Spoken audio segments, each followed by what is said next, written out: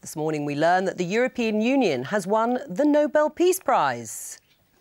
The Norwegian Nobel Committee has decided that the Nobel Peace Prize for 2012 is to be awarded to the European Union.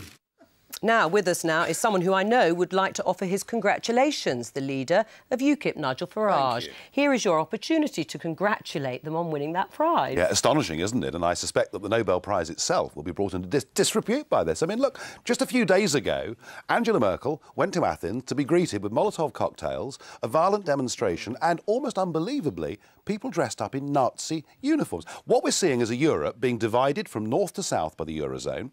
And the Germans are being rude about the Greeks, and vice versa. So we're seeing actual disharmony caused by this project. So peace breaking out everywhere. And it will defend this prize. The European Union is an MEP, so he should go and accept this award on behalf of the European Union. Would you go and accept it, Nigel Farage? I think I'd struggle to accept that one. No, it'll be Mr Van Rompuy or Barroso. He's also a friend of yours. Oh, I get on terribly well with all of them. The one thing you can be certain of is that the person that picks up this award will be somebody who is unelected and committed to the abolition of democracy in the nation-states of Europe. But it's appalling. I mean, how could they have done it? It really devalues, the Nobel Prize has always been looked up to. It really devalues the currency. I mean, honestly, what a lot of tossers. Is there anything that can be said? Is there anything? I have to apologise for Sue's language. Yes, I even missed that.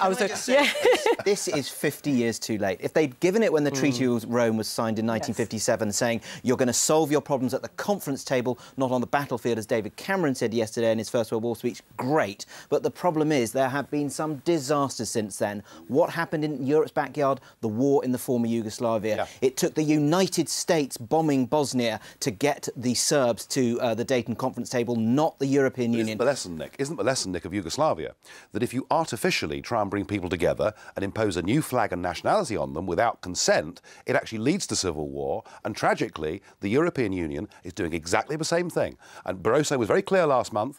Nation-state democracy must go. It must be transferred to people like him. Fine, you can do that if the peoples of Europe want it, but there's no evidence they do. But Nigel Farage, isn't it an attempt to sort of say, look, the peoples of Greece and Spain and Ireland and Portugal, to use the pigs, actually want to stay in the euro, and this somehow will help them along that way psychologically? Listen, it won't make any difference to the economics, and it's noticeable that it wasn't the Nobel Prize for economics, because they certainly wouldn't have got that under any circumstances. Do we get any of it, the prize money? Well, I don't know what will happen to it. I heard it was going to be divided up. If you divide it up across people of the nation states, you get but 0.002. But I mean, think of all those underpaid bureaucrats in Brussels. Yes. I mean, you know, they could do with some help. Or what about they could use the money to help pay off my fine, having been rude to Herman? How much was that fine? €3,000. 3,000 euros? Yes. Have you paid it?